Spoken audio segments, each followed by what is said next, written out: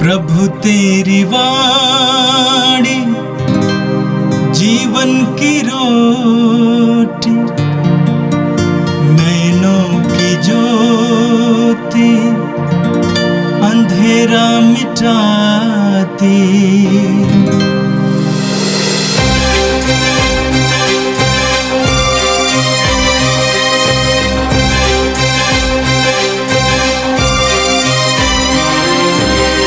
प्रभु तेरी वाणी जीवन की रोटी, नैनों की ज्योति अंधेरा मिटाती। प्रभु तेरी वाणी जीवन की रोटी, नैनों की ज्योति अंधेरा मिटाती।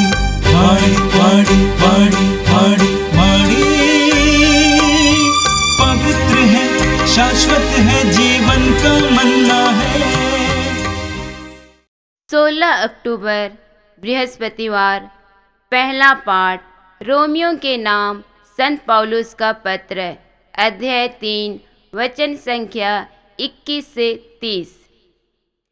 ईश्वर का मुक्ति विधान, जिसके विषय में मूसा की संहिता और नबियों के साक्ष्य दिया था, अब संहिता से स्वतंत्र रूप में प्रकट किया गया है। वह मुक्ति यीशु मसीह में विश्वास करने से प्राप्त होती है। अब भेदभाव नहीं रहा। यह मुक्ति उन सब बातों के लिए है जो विश्वास करते हैं, क्योंकि सबों ने पाप किया और सब ईश्वर की महिमा से वंचित किए गए हैं। ईश्वर की कृपा से सबों को मुक्त में पाप मुक्ति का वरदान मिला, क्योंकि यीशु मसीह ने सबों का उद्धार किया। ईश्वर ने चाहा कि यीशु अपना रक्त बहाकर पाप का प्रायश्चित करें और हम विश्वास द्वारा उसका फल प्राप्त करें। ईश्वर ने इस प्रकार अपनी न्यायप्रियता का प्रमाण दिया, क्योंकि उसने अपनी सहनशीलता के अनुरूप पिछले युगों के पापों को अनदेखा कर दिया था। उसने इस युग में अपनी न्यायप्रियता का प्रमाण देना चाहा, जिससे यह स्पष्ट हो जाए कि वह स्वयं पवित्र है और उन सबों को पाप मुक्त कर देता है जो यीशु में विश्वास करते हैं। इसलिए किसी को अपने पर गर्व करने का अधिकार नहीं रहा। किस विधान के कारण यह अधिकार जाता रहा? यह कर्मकांड के विधान के कारण नहीं हुआ, बल्कि विश्वास के विधान के कारण, क्योंकि हम मानते हैं कि संहिता के कर्मकांड द्वारा नहीं, बल्कि विश्वास द्वारा मनुष्य पाप मुक्त होता है। क्या ईश्वर केवल यहूदियों का ईश्वर है? क्या वह गैर यहूदियों का ईश्वर नहीं? वह निश्चय ही गैर यहूदियों का भी ईश्वर है, क्योंकि केवल एक ही ईश्वर है जो खतने वालों को विश्वास द्वारा पाप मुक्त करेगा और उसी विश्वास द्वारा बेखतने लोगों को भी। यह प्रभु की वाणी है। संत लूकस के अनुसार पवित्र सुसमाचार, अध्याय 11 वचन संख्याएं 47 से लेकर 54 तक। प्रभु ने कहा, धिक्कार तुम लोगों को, क्योंकि तुम नबियों के लिए मकबरे बनवाते हो, जबकि तुम्हारे पूर्वजों ने उनको मार डाला है। इस प्रकार तुम अपने पूर्वजों के कर्मों की गवाही देते हो और उनसे सहमत भी हो, क्योंकि उन्होंने तो उनको मार डाला और तुम उनके मकबरे बनवाते हो। इस कारण ईश्वर की प्रज्ञा ने यह कहा है, मैं उनके पास नबियों और प्रेरितों को भेजूंगा, वे उनमें से कितनों को मार डालेंगे और कितनों पर अत्याचार करेंगे। इसलिए संसार के आरंभ से जितने नबियों का रक्त बहाया गया है, हाबिल के रक्त से लेकर जकरियस के रक्त तक, जो वेदी और मंदिर गर्भ के बीच मारा गया था, मैं तुमसे कहता हूँ उसका हिसाब इस पीढ़ी को चुकाना पड़ेगा। ऐ शास्त्रियों, धिक्कार तुम लोगों को, क्योंकि तुमने ज्ञान की कुंजी ले ली।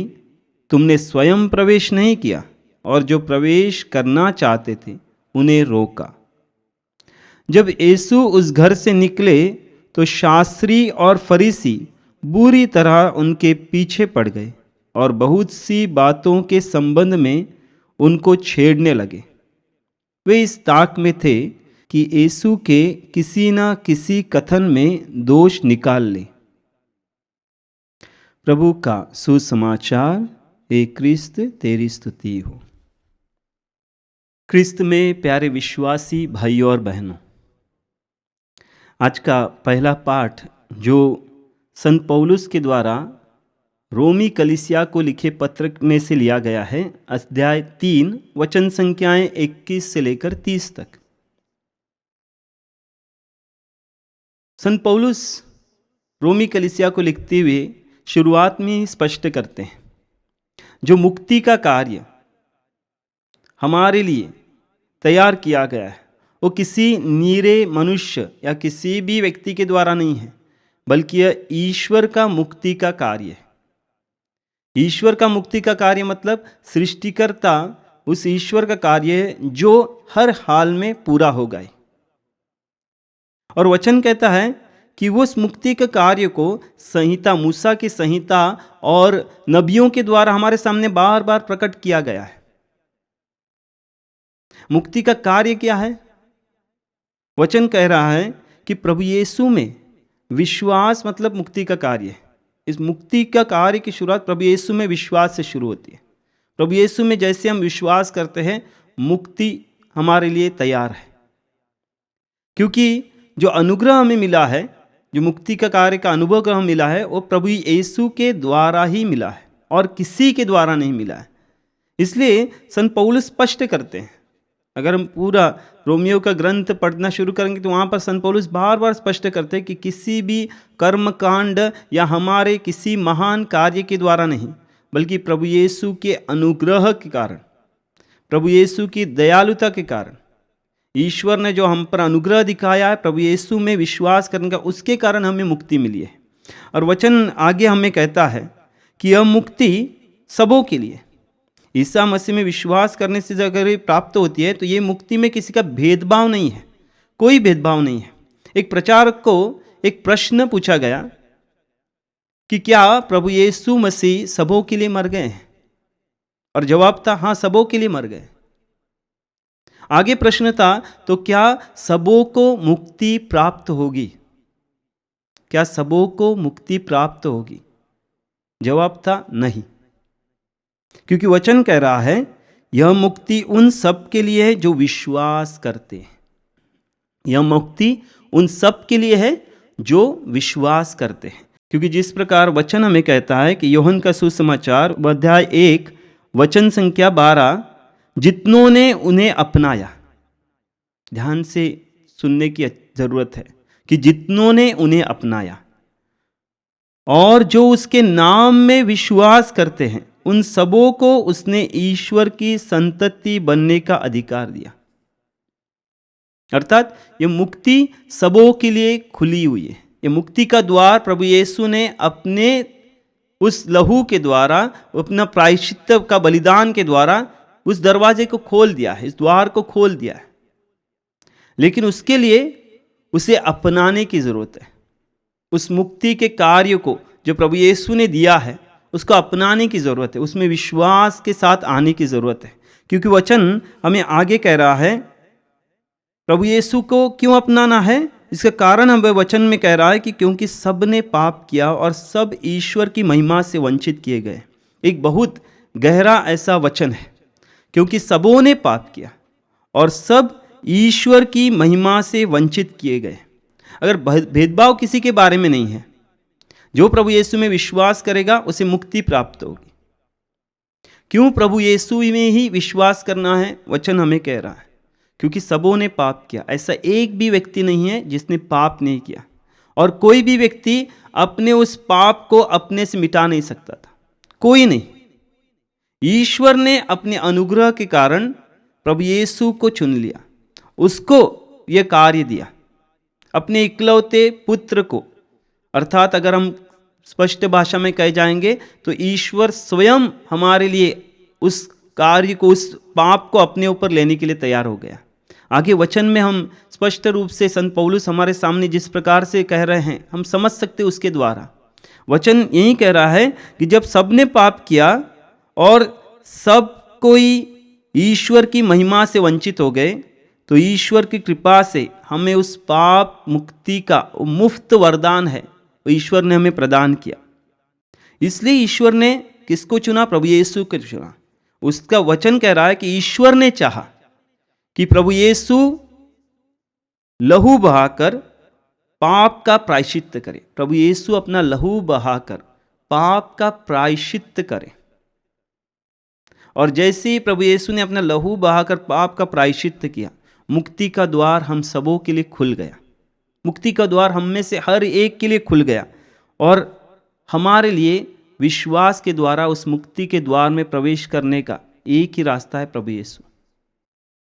आगे वचन कहता है कि ईश्वर ने इस प्रकार अपनी न्याय प्रियता का प्रमाण दिया, क्योंकि उसने अपनी सहनशीलता के अनुरूप पिछले युगों का पाप को अनदेखा कर दिया था। अगर हम ईश्वर के बारे में समझना चाहते तो इन वचनों के द्वारा हम समझ सकते कि ईश्वर न्यायप्रिय है और उसी के साथ सहनशील है, मतलब प्रेममय है। अभी उसने अपनी न्यायप्रियता का प्रमाण देने के लिए, अपनी न्यायप्रियता को प्रकट करने के लिए उसने उस पाप का दंड देना उचित समझा। अगर वो पाप का दंड नहीं देता है तो वो न्यायप्रिय नहीं हो सकता है, वो न्यायी नहीं हो सकता है। चूंकि वो न्यायी है, वो पाप का दंड देना उचित है। उसी के साथ ईश्वर प्रेमी है, सहनशील है। तो वहां पर वचन कह रहा है कि उस सहनशील ईश्वर ने, प्रेमी ईश्वर ने, और जो न्यायप्रिय भी है, उसने अपने संतानों को उस दंड देने बजाय स्वयं पर उस दंड को ले लिया, ताकि वो न्यायप्रिय भी साबित हो और प्रेमी भी साबित हो। एक ही समय में जहां ईश्वर न्यायप्रिय है और सहनशील या प्रेमी है, अनदेखा कर दिया। उन्होंने हमारे सभी पापों को अनदेखा कर दिया। क्यों अनदेखा कर दिया? क्योंकि उसने अपने हमारे सभी पापों को प्रभु ईसा मसीह पर डाल दिया, और उसके द्वारा उसने हमारे सभी पापों को अनदेखा कर दिया। ये ईश्वर के प्रेम का, सहनशीलता का प्रमाण है और न्यायप्रियता का प्रमाण है कि उसने अपने आप को न्यायी साबित कर दिया। तो इस प्रकार वचन हमें आगे कह रहा है कि इस प्रकार से ईश्वर ने अपने मुक्ति कार्य को हमारे लिए हमारे सामने रखा है। वो इसलिए नहीं कि हमारा कोई कर्मकांड अच्छा है, ये इसलिए नहीं कि हमने कोई अच्छे कार्य किए हैं, ना ही हमारे अच्छे कार्य के लिए, ना ही कर्मकांड के लिए, ना ही किसी महान कार्य के लिए, बल्कि प्रभु ईसा मसीह के उस बलिदान के कारण, जो उसने रक्त द्वारा हमारे लिए जो तैयार किया है, उस बलिदान के कारण ईश्वर ने हमारे लिए मुक्ति कार्य पूरा किया है। तो जिस प्रकार वचन हमें कह रहा है कि ईश्वर ने अपनी न्यायप्रियता प्रकट की है, और इसलिए जब ईश्वर का ये जो कार्य है, कार्य अगर ईश्वर का है, तो उस पर किसी भी व्यक्ति को गर्व करने की जरूरत नहीं है, क्योंकि उसके कर्मकांड के द्वारा या उसके अच्छाई के द्वारा, उसके महान कार्यों के द्वारा ये मुक्ति का विधान हमारे लिए ठहराया गया नहीं है, बल्कि प्रभु यीशु की असीम दयालुता के कारण, उसके अनुग्रह के कारण यह मुक्ति का विधान ईश्वर ने हमारे लिए ठहराया दिया है। और इस मुक्ति के कार्य में वहीं प्रवेश कर पाएगा। बार बार उस वचन को दोहराने की जरूरत है, जो प्रभु यीशु में विश्वास के साथ आएगा, जो प्रभु यीशु में विश्वास के साथ उसे अपनाएगा। इसलिए वचन हमें याद दिला रहा है, उन्हीं को मात्र उसने ईश्वर की संतान बनने का अधिकार दिया है, जो विश्वास के साथ प्रभु यीशु को स्वीकार कर रहे हैं। तो प्यारे विश्वासियों, जब हम सुसमाचार में प्रवेश करते हैं, सुसमाचार जो लूकस रचित सुसमाचार से लिया गया है, अध्याय 11 वचन संख्याएं 47 से लेकर 54। पवित्र बाइबल हमें एक बात सिखाती है। पवित्र बाइबल का मूल संदेश को हम बार बार दोहराएंगे तो इसी प्रकार से होगा कि ईश्वर का मनुष्यों के साथ संबंध प्रेम से शुरू होता है। ईश्वर का जो मनुष्य के साथ रिश्ता है, उसकी बुनियाद, उसकी नींव प्रेम है, और प्रेम से शुरू होती है और प्रेम में उसका अंत है। यदि हम आज के पाठ में जैसे ही प्रवेश करते हैं तो देखते हैं प्रभु यीशु उन सभी शास्त्रियों और फरीसियों को धिक्कारना शुरू करते हैं। धिक्कारने का साधारण अर्थ ये है, साधारण कारण ये है कि उनकी मानसिकता, शास्त्रियों और फरीसियों की मानसिकता किस प्रकार की उनकी मानसिकता है, जो नियमों में इतनी उलझी हुई है, नियमों और कर्मकांडों में इतने अपने आप को उलझा कर रखते हैं कि मनुष्यों पर दयालुता और प्रेम का किसी भी प्रकार से उन पर कोई भाव दिखता नहीं है। इसलिए प्रभु यीशु धिक्कारते हुए उन्हें कहते हैं कि धिक्कार तुम लोगों को, क्योंकि तुम नबियों के लिए मकबरे बनाते हो, जबकि तुम्हारे पूर्वजों ने उनको मार डाला है। बहुत गहराई में वचन प्रभु हमें ले जाते हैं, क्योंकि एक प्रेम के विपरीत कार्य यहाँ पर शास्त्रियों और फरीसियों द्वारा करते हुए प्रभु देखते हैं। प्रभु के पास कई लोग आते हैं, साधारण लोग, उनके शिष्य, अमीर युवक को हम देखते हैं, निकोदेमस को भी देखते हैं, जो प्रभु के पास आते हैं, उनके प्रश्न की सार्थकता जानना चाहती है, प्रश्न करके उन जानना चाहते हैं कि प्रभु किस प्रकार की सोच रखते हैं, ईश्वर के राज्य में किस प्रकार की सोच होती है। और प्रभु उन्हें सुंदर से वचनों द्वारा या एक साधारण अर्थ के द्वारा समझाने की कोशिश करते हैं।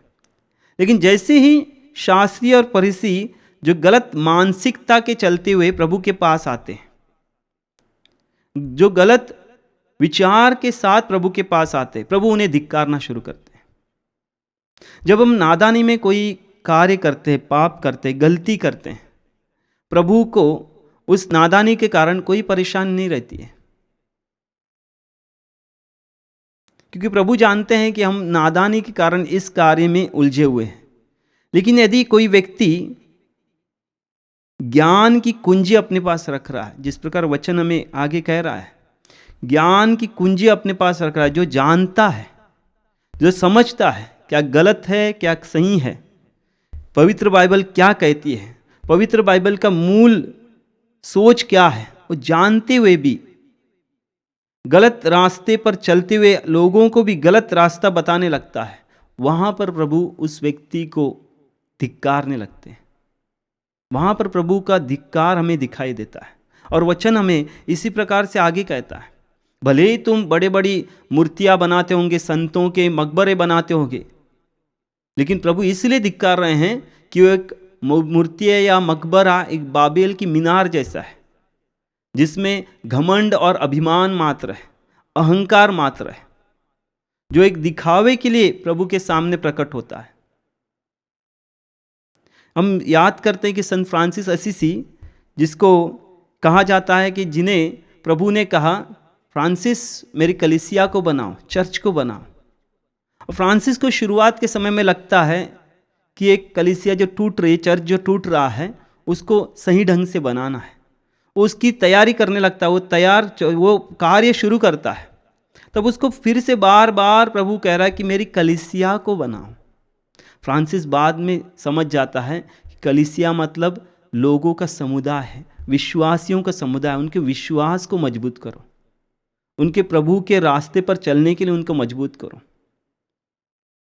प्रभु हमारे कर्मकांड, जिस प्रकार से पहला पाठ भी हमें याद दिलाता है, हमारे कर्मकांड, हमारे बड़े बड़े कार्य में खुश नहीं होते,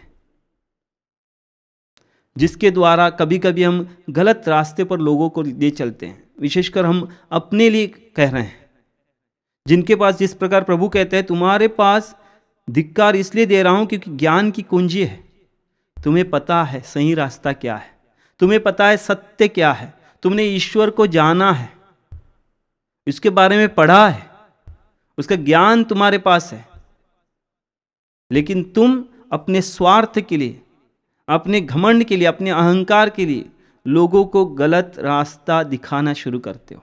इसलिए प्रभु आगे हमें कहते हैं, वचन जिस प्रकार कह रहा है कि आरंभ से लेकर हाबील के रक्त से लेकर जकरियस के रक्त का हर एक उस खून का बदला तुमसे लिया जाएगा, तुम्हारे माथे फोड़ा जाएगा,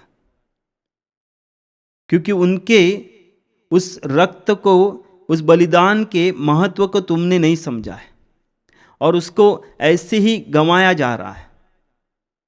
इसलिए प्रभु कहते हैं कि तुमसे उसका बदला लिया जाएगा, क्योंकि वे तुम पर जिम्मेदारी दी गई थी कि लोगों को किस तरह से रास्ते पर चलाएं, किस रास्ते पर लोगों को जाना चाहिए। लेकिन कई बार अपने स्वार्थ के लिए, अपने घमंड के लिए, अपने अहंकार के लिए, अपने दिखावे के लिए तुमने लोगों को उस रास्ते पर चलाया जो रास्ता प्रभु का रास्ता नहीं है, जो प्रभु का मार्ग नहीं है। प्रभु का मार्ग अगर हम पवित्र बाइबल में पढ़ते, एक सादगी भरा मार्ग है, एक ऐसा मार्ग जिसमें प्रभु की पवित्रता की झलक दिखाई देती है, पवित्र प्रभु की नम्रता की झलक दिखाई देती है। और प्रभु वचन में शास्त्रियों को कहते हैं कि तुम स्वयं तो प्रवेश नहीं करते हो और दूसरों को भी प्रवेश नहीं करने देते हो। मानसिकता को हमें समझने की जरूरत है, शास्त्रियों और फरीसियों की। इस मानसिकता से दूर होने के लिए हमें प्रभु के मनोभाव को समझने की जरूरत है। जिस प्रकार संत पौलुस बार बार याद दिलाते हैं कि प्रभु यीशु के मनोभाव को धारण करो, प्रभु यीशु के मनोभाव को समझने की जरूरत है। जिस प्रभु ने हमारे लिए प्रायश्चित्त किया, अपना लहू बहाया है, उस लहू के कीमत को समझने की जरूरत है। और उसकी कीमत को मात्र प्रभु के पास जब हम घुटनों के साथ आते हैं, नम्र होते हैं, तभी समझ सकते हैं। किसी शास्त्री और फरीसी की तरह जाकर नहीं, बल्कि एक छोटा बनकर, एक साधारण बालक जैसा बनकर जब हम प्रभु के पास आते हैं, तभी हम प्रभु की महानता को समझ पाते हैं। जब प्रभु यीशु इन शास्त्रियों और फरीसियों को धिक्कारते हैं, उनका धिक्कारने का एक ही कारण है, उनके अंदर वो नम्रता प्रभु नहीं देखते। उनके अंदर वो प्रभु के प्रति प्रेम, जो खोजने के लिए प्रेम चाहिए, वो नहीं देखते। उनमें सिर्फ एक अपने प्रति घमंड और अहंकार की भावना देखते हैं, एक स्वार्थ से भरा जीवन देखते हैं। इसलिए प्रभु धिक्कारते हैं। फिर भी वे लोग नहीं समझ पाते। और आखिर वचन क्या कहता है? अंत में वचन कहता है कि वे इसी ताक में थे कि यीशु के किसी न किसी कथन में दोष निकाल लें, और प्रभु के पीछे पड़े रहते हैं। हम प्रार्थना करें। हे जीवित ईश्वर, तेरे मुक्ति कार्य के महान विधान के लिए हम तुझे धन्यवाद देते हैं, जो हम जैसे अयोग्य व्यक्ति के लिए तूने ठहराया, क्योंकि तूने हमें मूल्यवान समझा, हमसे प्यार किया और अपने इकलौते पुत्र के द्वारा हमारे लिए मुक्ति का कार्य आरंभ किया और हमारे लिए मुक्ति का दरवाज़ा खोल दिया। प्रभु हमें कृपा दे कि उसमें प्रवेश करने के लिए और औरों को तेरी ओर लाने के लिए हम अपने जीवन में भरपूर प्रयास करें।